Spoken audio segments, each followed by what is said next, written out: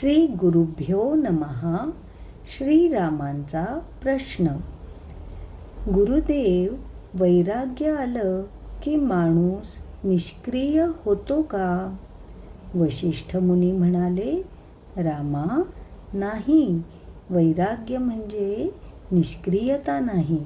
वैराग्य म्हणजे कर्तव्य करताना मन शांत होणं.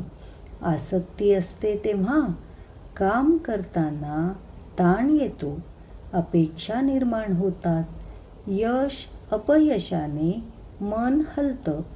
पण वैराग्य असलेला मनुष्य तेच काम करतो, पण शांत मनाने. तो म्हणतो, कर्तव्य माझं आहे, फळ परमेश्वराकडे.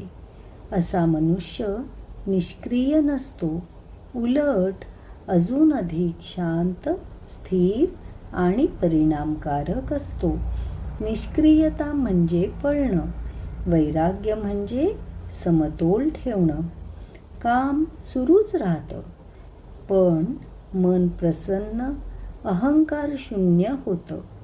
यालाच भगवद्गीतेत निष्काम कर्मयोग म्हटलं आहे. हरिओम तत्सत.